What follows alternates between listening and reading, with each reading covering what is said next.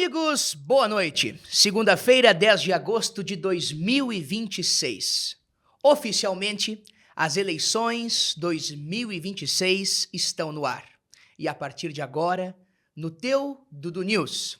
Estreando com chave de ouro na tua noite com o nosso Dudu Night, que hoje recebe um cidadão natural de Porto Alegre, criado em Tramandaí, médico veterinário. Começou a sua carreira política como líder estudantil na adolescência. Foi crescendo, teve 2 mandatos como deputado estadual, até que em 2022 ingressou na chapa vitoriosa e virou o vice-governador do Rio Grande do Sul. 4 anos depois, ele vai para um novo desafio. Gabriel Souza, do MDB, é candidato ao governo do estado. Um prazer recebê-lo aqui para estrear a nossa cobertura eleitoral, que tem nome, teu voto importa. E eu quero perguntar de início, por que votar no Gabriel Souza importa para o povo gaúcho? Primeiro, boa tarde, bom dia ou boa noite para todos os nossos internautas, né, que estão nos assistindo. É uma alegria estar aqui, Dudu, né, no teu podcast. E, bom, por que importa votar no Gabriel e no Hernani Polo, né, que é o nosso pré-candidato, candidato a vice-governador? Porque aqueles que querem que o Estado faça uma evolução, ou seja, mantenha aquilo tudo que foi conquistado, né, nos avanços que a gente obteve no Estado, que até agora há pouco não pagava as contas em dia e hoje está com poder de investimento, com as contas mais organizadas, melhor organizadas, e ao mesmo tempo quer coisas novas, quer que a gente avance, quer que a gente melhore a educação, a saúde, a infraestrutura, a segurança pública e outras tantas áreas, a chapa que tem mais condições de viabilizar esses avanços é a nossa chapa, não há dúvida disso. Eu fui deputado, líder do governo na Assembleia Legislativa, presidente da Assembleia Legislativa, agora vice-governador do estado, assumi o governo interinamente por vários momentos. O Hernani foi secretário da Agricultura, presidente da Assembleia, secretário do Desenvolvimento Econômico.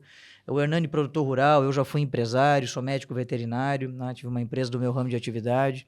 Então a gente está mais preparado por conhecer melhor a máquina pública para poder viabilizar mais avanço no Estado, né? Ou seja, a gente não tem discurso de terra arrasada, como tem nossos adversários, de críticas contundentes sobre todas as áreas, sobre tudo que fizemos. A gente sabe o quanto que a gente avançou, mas sabe ainda, de fato, que o Rio Grande não está perfeito, né? A gente não conseguiu resolver todos os problemas do Estado e por isso mesmo temos que avançar, evoluir, seguir em frente com um novo jeito, né? Não será o governo Eduardo Leite 3, vai ser o governo Gabriel Souza, Hernani Polo 1. E é nesse sentido, então, que a gente se apresentará na eleição. Candidato, quais são essas diferenças reais deste governo Gabriel Souza 1 para os 2 últimos governos do, então, governador Eduardo Leite? Olha, interessante essa pergunta porque, veja bem, em 2018, quando o Eduardo ganha a primeira eleição, ninguém perguntou para ninguém nos debates o que você faria na pandemia, candidato, porque ninguém sabia que ia ter pandemia. Em 2022... da mesma forma, quando nós ganhamos a eleição, eu estava lá como candidato a vice-governador, ninguém perguntou para ninguém nos debates o que você fará nas enchentes, porque ninguém sabia que viria enchentes. Eu não quero, obviamente, que venha qualquer coisa ruim desse nível, ou de qualquer nível no próximo quadriênio. Mas a verdade é que todo governo é um governo diferente, né? Por exemplo, eu quero, a partir de maio do ano que vem, acaba o Funrigs, então eu quero viabilizar uma prorrogação do alívio do pagamento da dívida do Estado com a União. Mas vou assinar em junho do ano que vem, portanto, assim que acabar o Funrigs, uma nova renegociação que já está vigendo no Brasil, que é o Propag, que diminui os juros da dívida. E vou usar o equivalente a 1% dos juros que não pagaremos mais para a União nessa nova renegociação, que já existe, não estou prometendo, já tem a Lei Complementar 212 federal, já viabilizou isso, já tem estados aderindo, inclusive, para poder investir, por exemplo, no ensino técnico. Então nós vamos fazer o maior programa de ensino técnico da história do Rio Grande do Sul. Estou dizendo de onde é que eu vou tirar o dinheiro. Serão mais ou menos 600 milhões de reais por ano que nós vamos ter como capacidade de comprar vagas no Sistema S, no Senac, no Senai, no Senar, comprar vagas nas universidades, inclusive a Fivale, que é uma universidade comunitária, a La Salle, que é outra universidade comunitária, a PUC, a Unicinos, entre outras. Nós vamos qualificar a rede de escolas técnicas que nós temos no Estado e as escolas de ensino médio em tempo integral. O Eduardo e eu levamos o ensino médio em tempo integral de 18 para 432 escolas. São 50 mil jovens hoje que estão beneficiados por essa ação do governo do estado, que ficam 9 horas na escola, o dia inteiro na escola, ganham 5 refeições diárias e, desde este ano, a partir desse ano, estão com curso técnico integrado, ou seja, sairão do ensino médio com profissão. O que eu quero, Dudu, ao fim e ao cabo, é o seguinte, que o filho da Dona Maria, do seu João, tenha profissão quando sair do ensino médio, já saia com ensino técnico. Técnico em comércio, em logística, em indústria coreiro-calçadista, em biocombustível, em energia renovável, enfim, uma série de cursos que vão estar sintonizados com o setor produtivo local, da sua região, com a sua vocação regional. E isso vai viabilizar o quê? Melhor emprego, melhor renda, empreendedorismo, né? Mais empreendedores empreendendo no Rio Grande do Sul. Exatamente, é uma grande diferença que nós vamos ter já do governo atual para o próximo, né? Com a nossa vitória nas eleições, exatamente um maior programa de ensino técnico da história do Rio Grande do Sul e talvez do Brasil, né? A partir desse recurso aí que eu estou te indicando de onde que eu vou tirar. Também quero zerar as filas do SUS, por exemplo, né? Que a gente começou a diminuir as filas, né? Sabe que as filas do SUS vêm, o problema do SUS é de financiamento federal, do governo federal, que não atualiza a tabela SUS há muito tempo, mas há muito tempo mesmo, há mais de 30 anos, a tabela SUS não é atualizada. Para a gente ter uma base de uma consulta de especialista no SUS, quando o hospital fornece uma consulta de especialista para algum paciente, o hospital é remunerado em um pouco mais de R$10. R$10. Esse copo aqui, de inox, ele custa bem mais do que R$10. Um álbum de figurinha da Copa do Mundo custa R$7.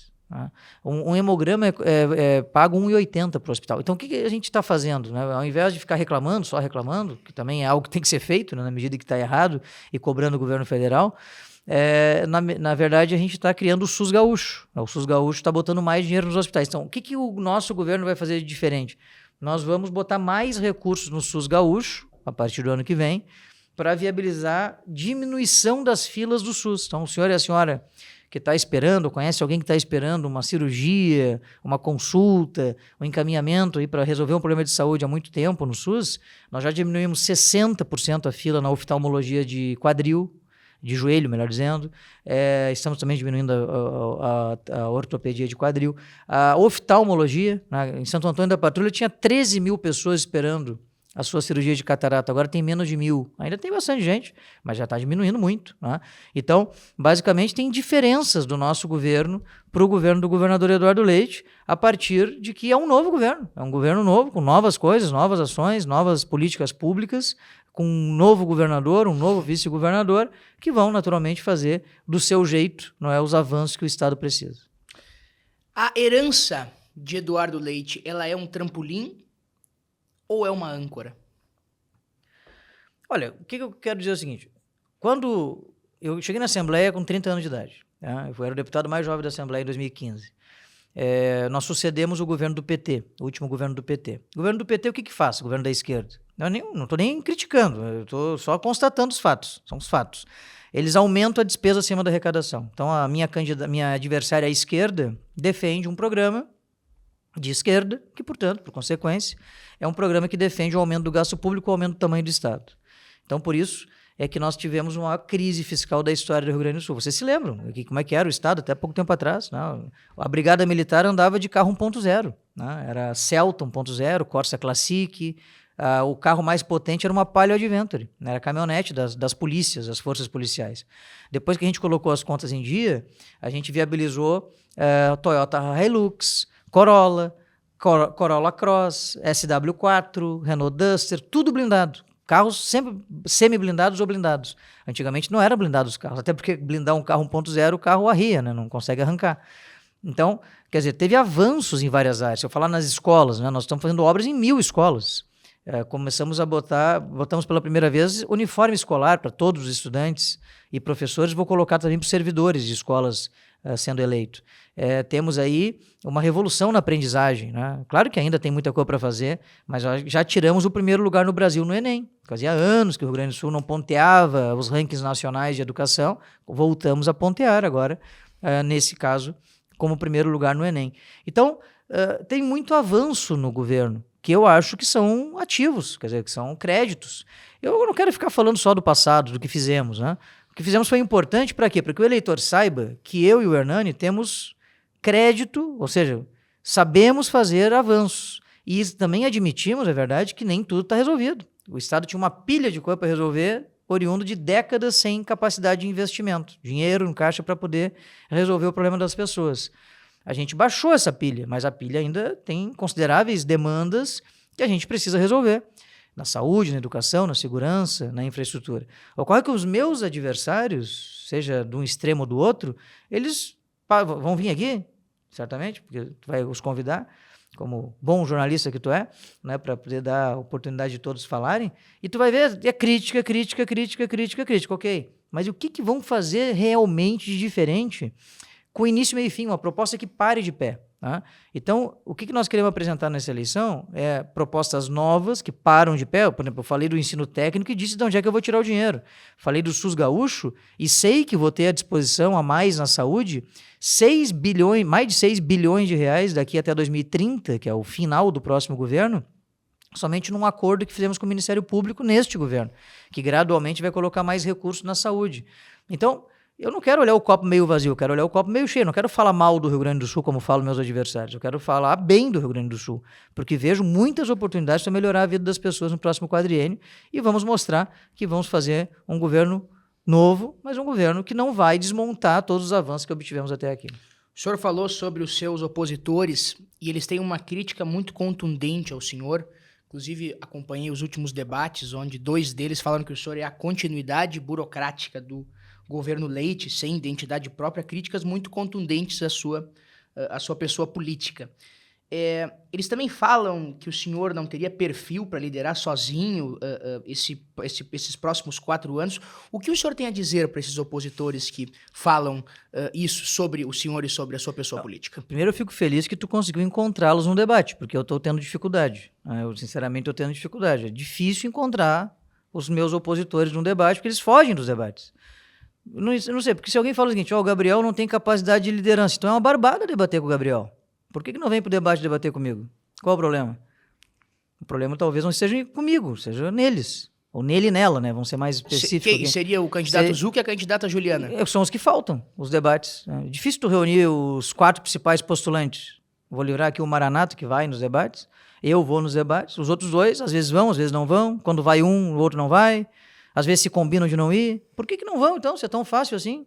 Tá me entendendo? Porque eu não entendo o seguinte, ok, eu aceito a crítica, não tem nenhum problema, só que tem um detalhe, a crítica parece inconsistente, na medida em que, se fosse tão fácil assim, se eu fosse tão frágil assim, se eu não tivesse tanta capacidade, se eu fosse apenas um burocrata, como falam, né? Eu fui deputado 3 vezes, líder do governo do estado, presidente da Assembleia Legislativa, secretário municipal de planejamento de Tramandaí, líder estudantil, líder da juventude do meu partido, a nível municipal, estadual e nacional. Bom, vamos dizer que eu não tenha condições de ser o governador. Então fica muito fácil ganhar de mim nos debates. Por que eles não vão nos debates? Por quê? Então fica essa reflexão. Segundo ponto é o seguinte, né, acho que é importante também dizer o seguinte, quando eu fazia faculdade veterinária lá em Canoas, a gente fazia a cadeira de cirurgia veterinária. E a cadeira de cirurgia veterinária, naturalmente, é aprender a fazer cirurgia. Né? E eu gostava muito de fazer cirurgia, então eu ia muito, não só na aula, mas também no que se chama de monitoria, né? Que é o reforço depois da aula para treinar ali a técnica cirúrgica. E eu me lembro muito de uma passagem que uma professora minha me falou. Teve um dia que nós estávamos fazendo uma cirurgia e um colega acabou, quando foi fazer uma intervenção ali na cavidade abdominal do animal, acabou rompendo uma artéria. E aquela artéria tinha que ser, de fato, rompida, mas antes tinha que ter feito a ligadura na artéria. Enfim, aconteceu. E o que acontece quando rompe uma artéria na cavidade abdominal do animal de 3 quilos, que é um bichinho desse tamanho?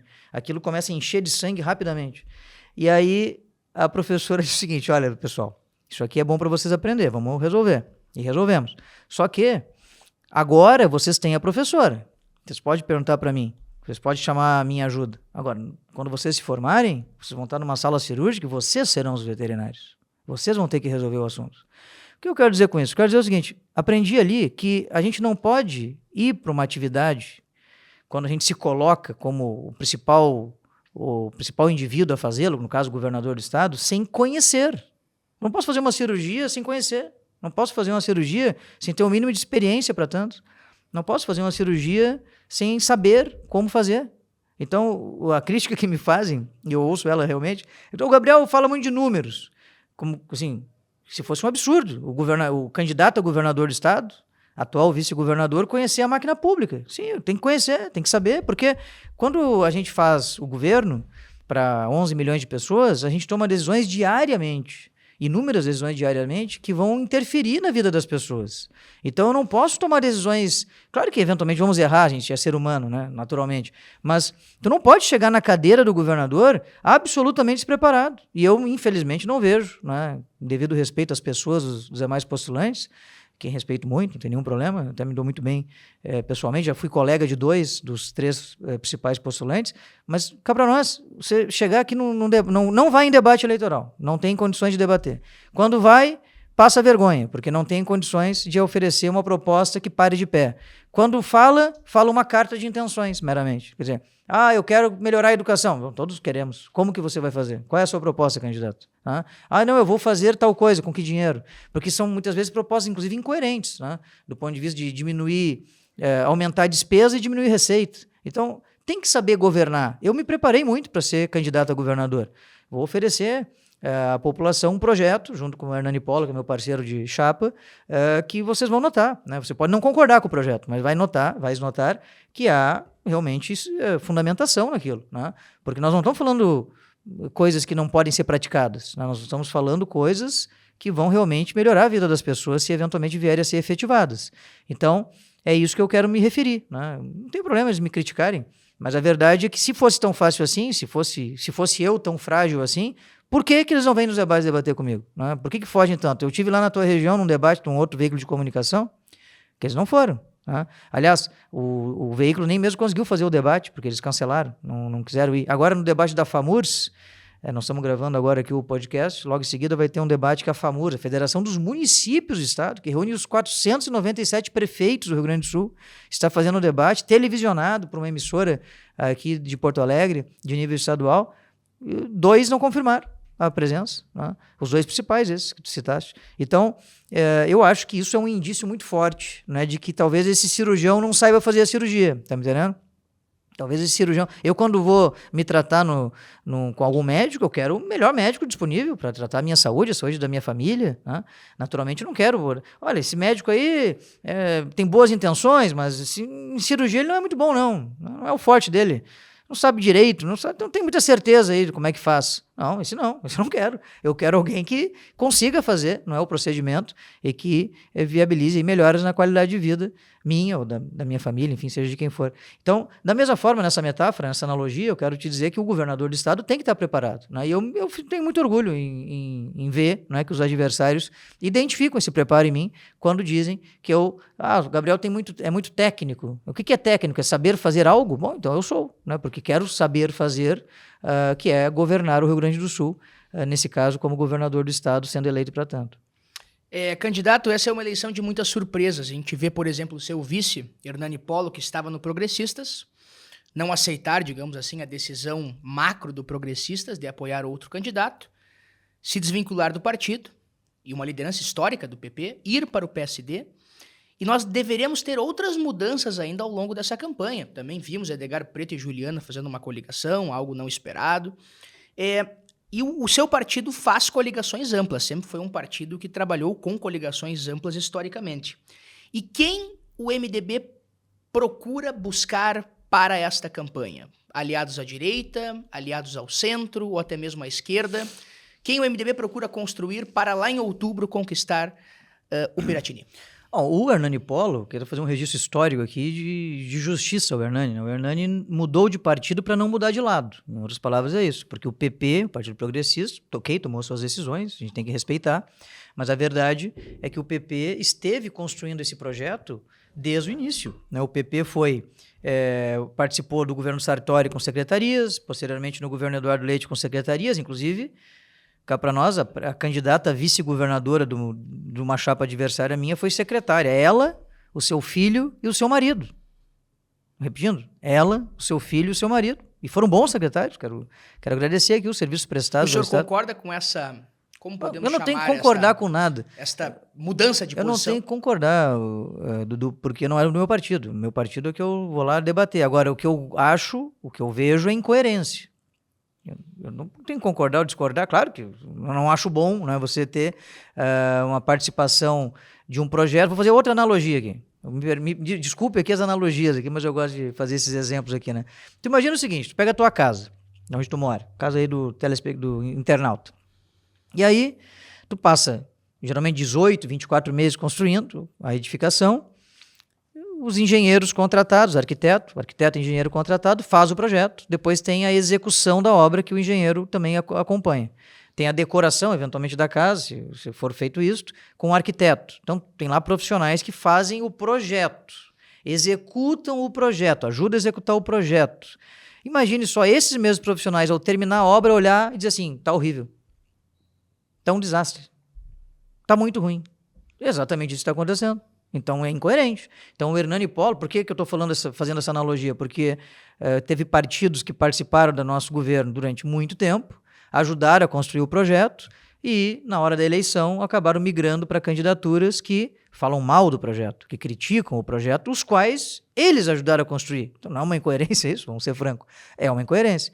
Então o Hernani, para não ser incoerente, ele mudou de partido para não mudar de lado. Porque o que o Hernani não é, nem mesmo o Frederico Antunes, que é o nosso candidato ao Senado, junto com o Germano Rigoto, é incoerente. Você pode falar o que quiser do Hernani, mas incoerente ele não é, na medida em que manteve-se do mesmo lado, porque acredita nesse projeto. É um projeto que está viabilizando a volta da capacidade de investimento do Estado para melhorar a vida das pessoas, né? E a gente diminuiu criminalidade enormemente aqui no Estado, viabilizou quedas de crimes dos mais diversos tipos, como crimes a patrimônio, crimes contra a vida, mas tem ainda avanços a serem feitos. Por exemplo, feminicídio, a gente tem que ter diminuição do número de feminicídios no Rio Grande do Sul, e é exatamente nisso também que iremos trabalhar. Então há mais avanços. Agora, quem já diminuiu os números, os indicadores dos crimes cometidos, como latrocínios, homicídios dolosos, roubo a banco, furto de gado, que é o abigeato, outros crimes rurais, o furto a pedestre, roubo a veículo, todos esses crimes diminuíram, vamos conseguir também diminuir os feminicídios. Aliás, homem que bate mulher certamente não vai querer votar em mim, pode ter certeza. Uma coisa que você pode ter certeza, né? Porque nós vamos enfrentar muito fortemente esse crime desses covardes que ainda agridem mulheres no Rio Grande do Sul. Vamos falar sobre as demandas dessa sua campanha. São muitos assuntos que o senhor vem trazendo. Um deles me surpreende. Ensino médio em tempo integral. 100 mil jovens em tempo integral nas escolas gaúchas. Como botar isso em prática, candidato? É muito simples, porque, olha só, nós começamos o governo com 5 mil jovens nas escolas de ensino médio em tempo integral, matriculados. Eram 18 escolas. Olha os números aí. Mas, na verdade, são pessoas que estão sendo beneficiadas, né, com os números. 18 escolas, 5 mil jovens. Nós temos hoje 432 escolas com 50 mil jovens. Ano que vem, a meta é chegar em 550 escolas. Então, vou dar números percentuais aqui, talvez seja melhor para as matrículas, né? Nós tínhamos 1 ou 2% de matrículas dos estudantes de ensino médio do Estado, 2% eram matriculados em escolas de ensino médio em tempo integral, certo? Uhum. Passou para 21%, de 2% para 21%. Eu quero chegar a 50% em 4 anos. Então, como tu quer chegar, Gabriel? Seguindo a tendência, entende? Eu não quero... Eis é importante não ter interrupção, ter evolução, né? Porque a gente não mantenha... Gabriel, quer manter o que foi feito? Então vou manter em 21%. Não, eu quero mais jovens com ensino em tempo integral. E mais do que isso, Dudu, que eu acho que até é mais importante que o ensino em tempo integral, que é o ensino integrado, técnico integrado junto. Ou seja, tu tá fazendo o teu ensino médio junto com o ensino técnico. Porque tu fica 9 horas na escola. Essa é a diferença. Tu tem 9 horas na escola. E os cursos técnicos que nós estamos integrando no ensino médio não são de 300 horas, 200 horas, como muitos estados brasileiros fazem. Nosso curso tem de 1.000 a 1.200 horas. Então é curso técnico de verdade. E ali tu sai já com uma profissão, porque o nosso desafio aqui no Rio Grande do Sul é fazer o jovem sair do ensino médio com profissão. Qual é a tua profissão? Ensino médio. Isso não é profissão. Isso é nível de escolaridade, importantíssimo, claro. Mas a profissão seria, eu sou técnico em eletrônica, técnico em inteligência artificial, técnico em games, como já tem curso desse tipo aqui no estado, técnico em energia eólica, energia renovável, em biocombustível, enfim, em qualquer uma das áreas. Então, por isso é que é importante aumentar o ensino técnico no Rio Grande do Sul e o ensino médio em tempo integral. Eu estive nos Estados Unidos, quando fui deputado, num congresso de deputados e senadores estaduais americanos. Lá tem senador nos estados também. E aí eu estava conversando com um deputado americano, que foi muito engraçado essa conversa, que eu disse assim, eu perguntei para ele, escuta, quantas escolas de ensino médio, que é a high school para eles lá, né, em tempo integral existem aqui no teu estado, que é o estado do Tennessee? Aí diz ele assim para mim, o que é isso, escola de tempo integral? Eu disse, não, é a escola que o estudante chega de manhã, almoça e sai no final do dia. Ele olhou para mim e disse assim, todas as escolas são assim aqui. Isso é escola para nós, não é escola em tempo integral. Escola é escola, a escola é assim. Como é que funciona lá? Não, lá funciona, no Brasil, tu entra de manhã e sai meio-dia, ou entra depois do meio-dia e sai final da tarde. Tu fica um turno na escola só. Ele perguntou para mim assim, e eles aprendem metade? Eu disse, não, a ideia é aprender tudo. Sabe, tu entende que no mundo desenvolvido, escola é escola, e todas elas são em tempo integral. Então, a nossa tendência de evolução do Estado, um Estado que era o antepenúltimo lugar no Brasil em número de escolas, em número de matrículas em tempo integral, é chegar entre os 5 primeiros estados brasileiros com escolas em tempo integral no ensino médio, no final do nosso próximo governo. É uma evolução, como tudo na vida, né? A gente está evoluindo e vamos evoluir com a maior rapidez possível. Privatizações, candidato. O seu plano de governo fala muito em concessões de estradas, da água, energia, hospitais, até da educação. Como o senhor vê essa palavra privatização, que de um lado é vista como positiva, de outro nem tanto? Temos alguns exemplos no estado, como o da Sulgás, que é bastante positivo, o da Corsã AGE lá na região do Vale dos Sinos, Paranhana, que está sendo muito criticado, bem como da CE Equatorial. Como é que o senhor vê o futuro das privatizações do estado e, ao mesmo tempo, a responsabilidade destas que estão em vigor?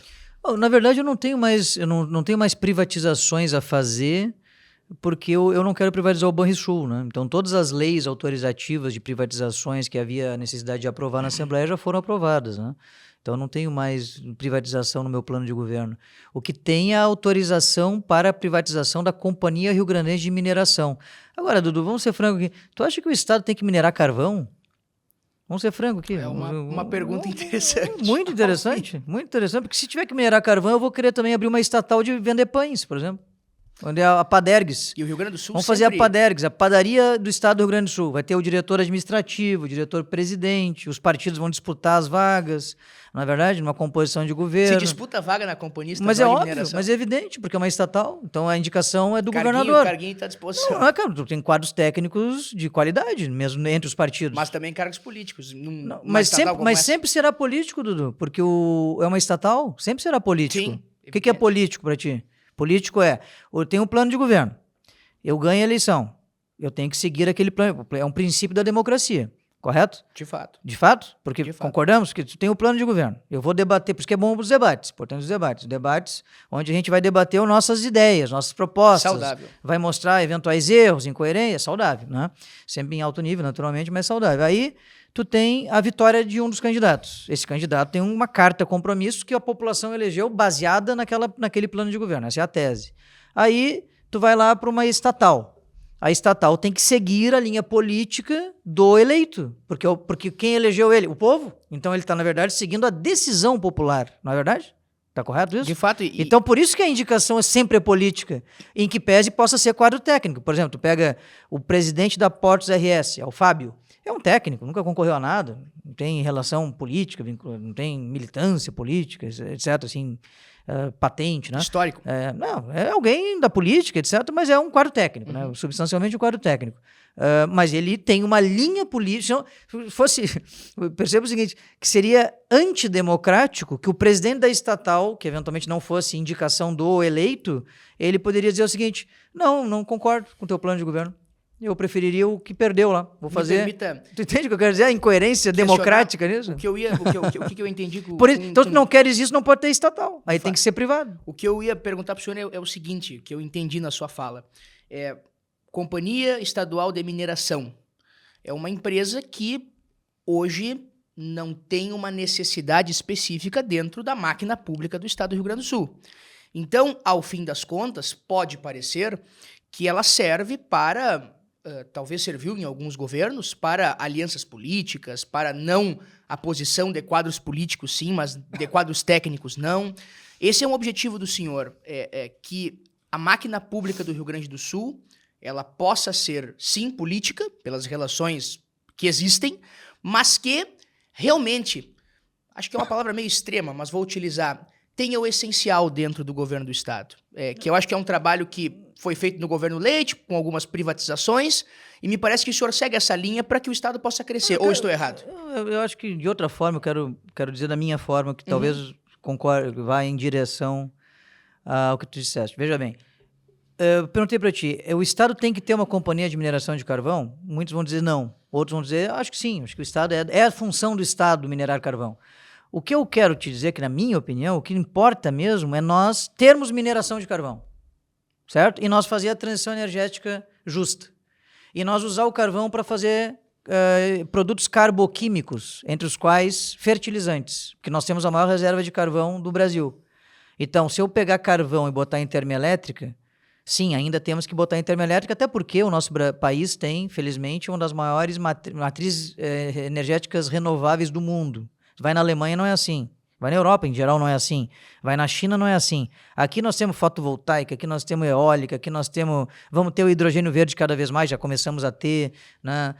Temos a energia eólica offshore a começar agora lá ali no Oceano Atlântico, no nosso litoral. Temos uma série de energias renováveis, hidrelétricas, né, da água, etc. Não temos energia nuclear aqui no estado e temos a maior reserva energética do carvão. Então eu quero aproveitar essa reserva e quero fazer a transição energética justa. Quer dizer, o que é a transição energética justa? Não é romper imediatamente a mineração para gerar milhares de desemprego na zona sul do estado, principalmente, mas ao contrário disso, utilizar dessa riqueza para gradualmente ir tirando a participação da mineração de carvão para fins térmicos, ou seja, para termoelétricas, que emitem carbono, mas também para poder utilizar o carvão para fazer produtos de alta tecnologia, como, por exemplo, o polo carboquímico, onde nós vamos usar fertilizante, produzir fertilizante através do carvão. Já é possível, já existe no mundo.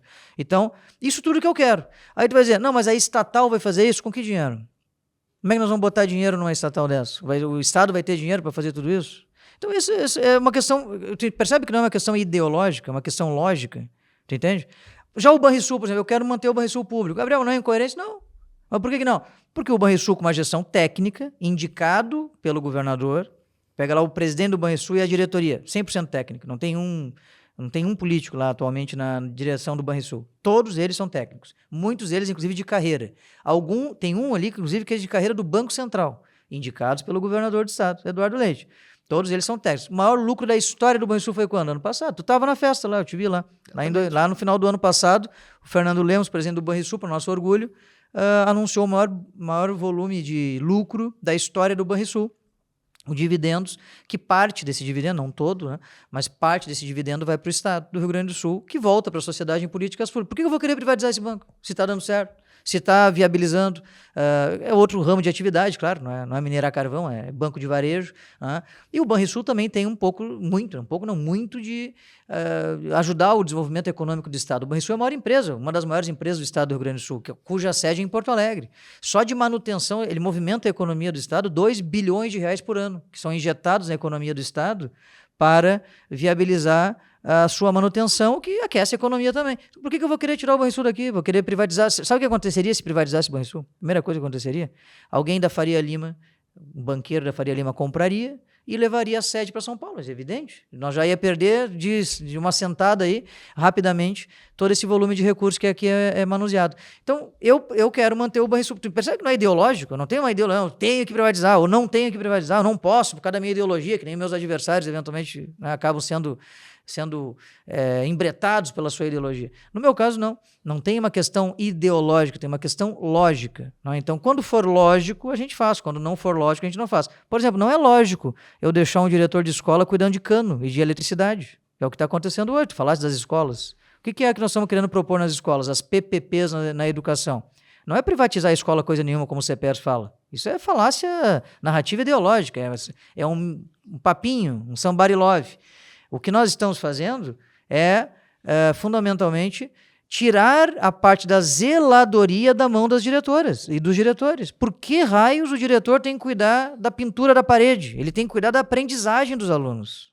É isso, para isso que o diretor está ali, para poder liderar a escola no sentido de viabilizar uma escola melhor para melhorar a aprendizagem. Ó, o artigo 205 da Constituição Federal diz o seguinte, que é direito de todos à educação, correto? Está lá, esse artigo é bem conhecido.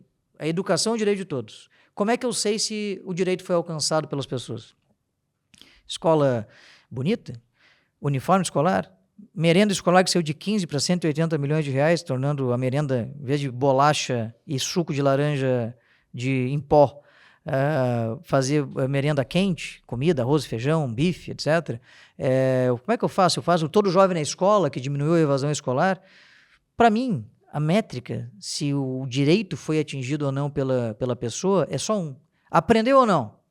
Aprendeu. Então, o direito foi garantido. O artigo 205 da Constituição Federal foi atingido. Eu consegui viabilizar esse direito que está lá no papel, muito bonito, escrito pelos parlamentares que escreveram lá em 1988. Enquanto não aprendeu, não tiver aprendizagem, não foi obtido o direito. Então é o seguinte, eu quero tirar a ladainha lá da questão da predial, que envolve engenheiro elétrico, arquiteto, hidráulico, etc., da agenda dos diretores. Eu quero que os diretores se preocupem só com a aprendizagem, ou principalmente com a aprendizagem. Tem diretor que passa 80% do seu tempo cuidando de problemas de zeladoria da escola. Por que não chamar alguém da iniciativa privada para fazer a zeladoria? Porque, no fim das contas, se for perceber, interessante isso aqui, Dudu, olha só, quem é que a gente faz a zeladoria da escola com quem, cara pálida? Com quem que a gente faz? Com quem que a gente chama para fazer as obras das escolas? A gente está fazendo obras em 1000 escolas. Quem é que está fazendo as obras? Servidores públicos concursados? Não. São empresas privadas contratadas. Só que eu tenho que fazer uma licitação, demora mais, etc.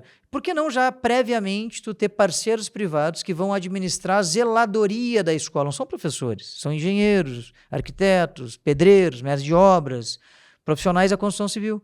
E aí os caras administram e a gente remunera eles por isso, para que eles possam viabilizar a melhoria predial das escolas, enquanto que eu libero o diretor e o corpo diretor da escola para aprendizagem. Não te parece lógico isso? O contrário, que para nós é ideológico. A pessoa que é contra isso, me devido respeito, em geral é ideológica. Quer dizer, não, a educação tem que ser 100% pública. Sim, ela continuará sendo pública. O professor é público, o projeto pedagógico é público, o material pedagógico é público, tudo é público. Só que a zeladoria da escola já é privada, porque eu não contrato servidor, eu não concurso mestres de obras, não tem um concurso para engenheiros da Secretaria da Educação, ou concurso para mestres de obras, para pintores, para eletricistas. Não tem esse concurso, gente. Nunca teve. Não é que não tem agora, nunca teve. Sempre foi contratado uma empresa privada. Então, no governo do PT, eles privatizaram a educação ou contratar empresas privadas para fazer obra em escolas? Não, acho que não. É uma narrativa ideológica, entende? Então, isso nós vamos discutir na eleição. A minha adversária à esquerda é contra as PPPs nas escolas. O que ela quer dizer com isso? Ela quer dizer para continuar como está. Quer dizer, o diretor vai cuidar do cano. Entupiu o vaso do banheiro feminino. Diretora, entupiu o vaso do banheiro. O que ela faz? Ela tem que mandar um e-mail para a SEDUC, que manda para a Secretaria de Obras, que manda para a Coordenadoria Regional de Obras, que faz um projeto, que contrata... vamos desburocratizar esse negócio. A diretora, quando entope o vaso, ela só tem que acionar a empresa privada que já está contratada para tanto na PPP, e os caras vão lá, fazem, cumprem o seu contrato, se não cumprir, não recebe, tá me entendendo? Só paga se cumprir o contrato, e viabilizar, a partir daí, a melhoria predial na escola, para que a diretora ou o diretor fique focado no que realmente importa, que é a aprendizagem. Então, no meu governo, nós vamos fazer foco total na aprendizagem. A aprendizagem. Você pode ter certeza, seu filho, que vai sair da sua casa para ir para a aula, ele vai estar numa aula que todo mundo da escola, envolvido com a aprendizagem, vai estar focado nele. É isso que eu quero, como governador do estado. E como ex-líder estudantil que fui, desde a minha adolescência, lá que lutei muito pela melhoria na educação. Candidato Gabriel Souza, agora candidato ao governo do estado oficialmente, aprovado em convenção no último fim de semana. Eu lhe espero, nosso próximo encontro publicamente será no dia 8 de setembro, no debate do Dudu News com os candidatos ao governo do estado. Eu quero ver se os outros vão, hein? Estão convidados. Bom, vamos ver. Eu estarei lá, pode ter certeza. Com muita honra, agradeço a sua presença, já agradeço aqui, agradeço lá, ainda vem mais uma sabatina Porque tem mais perguntas, eu não consegui fazer todas as perguntas pro Uma senhor. pena, Tem muito eu assunto sou pra muito discutir. prolixo também, me perdoe. Não tem problema. É que os assuntos são É bom isso. complexos, né? E acho que as reflexões que a gente levantou aqui são muito bacanas. Vai ter quem discorde, quem concorde, enfim. Acho que a gente nunca tem que concordar integralmente, necessariamente com todo mundo, até porque isso faz a gente pensar mais e exercer o nosso senso crítico. Mas foi muito legal aqui a entrevista, muito obrigado pela oportunidade. Que maravilha, a gente se encontra em breve nessa grande cobertura, nessa grande eleição. Exatamente. Banrisul tá com crédito para facilitar teus planos, tanto na vida pessoal como na vida do teu negócio. Unimed, aqui tem gente, aqui tem vida, aqui tem Unimed, agora 51 anos no Vale dos Sinos. E com o nosso calçado da Beira Rio, Activita, essa produção incessante no Rio Grande do Sul, 11 marcas, mais de 30 mil pessoas, diretas e indiretas empregadas, para levar o sapato gaúcho para o mundo. Eu digo que semana que vem voltaremos com mais um candidato, com mais um Dudu Night, nesse início de caminhada rumo às eleições de 2026. Boa noite para você.